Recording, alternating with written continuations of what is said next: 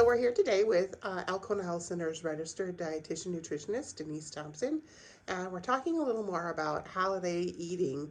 And so, Denise, if you are the chef and you're thinking about not only your health, but thinking about who is coming to dinner and how best to help support maybe their special needs or their health, what kind of pointers can you give us about cooking that holiday meal? Great question. So there are a couple of culprits that affect our health when we have some of these chronic health conditions that are impacted by our diet. So those three food items that we typically have excessive in our diet are salt and sodium, sugar, and fats and oils such as butter, creams, cream cheeses, those really high fat items, which bump up the calories in the meal that we're eating. So thinking about who's coming to the table is a really great idea.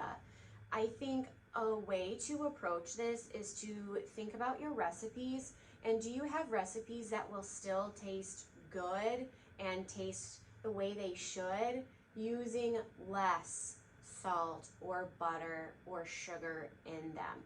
Does your butternut squash really need sugar? Does it? Your mashed potatoes, would you be comfortable putting in some pureed cauliflower? That's something that you can buy frozen and thaw and then put in a blender or a food processor and add to your potatoes to lighten them up.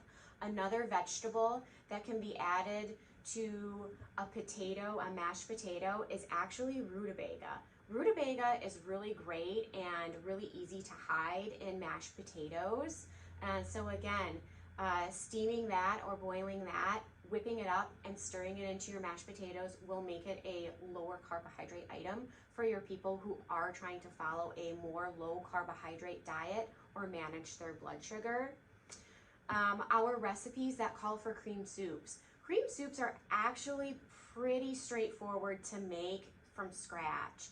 So by using skim or 2% milk, making a roux out of butter and flour, and then adding appropriate seasonings to that, you can make a really more nutritious cream soup that will then be lower in fat and lower in sodium versus the ones that you buy in the store to add to like your green bean casserole or your cheesy potatoes or your other items that may call for a cream soup. Thanks, Denise. Those were all great tips.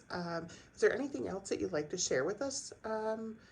Being the holiday chef and ways to think about allowing our guests to have extra healthy options, or maybe people who are coming who have special dietary needs. Maybe they are gluten free or low carb. Are there great tips that you have for those situations? Absolutely. So, in my family, I am always the person who brings the vegetable because that's always the item that's typically missing at the table is that non-starchy vegetable item. So, if you are attending a party and you're not sure that there will be that healthier choice, you could always be the person that brings it. If you are the chef and you are the person who is making that main meal, that is something you could consider. Maybe not everybody wants to have a salad, but getting some greens, some lettuces, some spinach to put together to make a salad for somebody who would like to eat a little lighter is definitely an option. Having a vegetable tray at your party is something that will give people lighter options, and picking some or creating some non-starchy vegetable hot dishes. Roasting Brussels sprouts, roasting carrots, cauliflower is really delicious roasted if you drizzle it with olive oil and add garlic powder and onion powder and a little bit of Parmesan cheese. Super yummy roasted in the oven. So having some more non-starchy vegetable options at the table are a really great way. And vegetable options that perhaps don't have like a cream soup in it or are especially salty or have sugar added to it, for folks that are really trying to get half their plate that non-starchy vegetable the way that most healthy adults or adults should be getting anyway.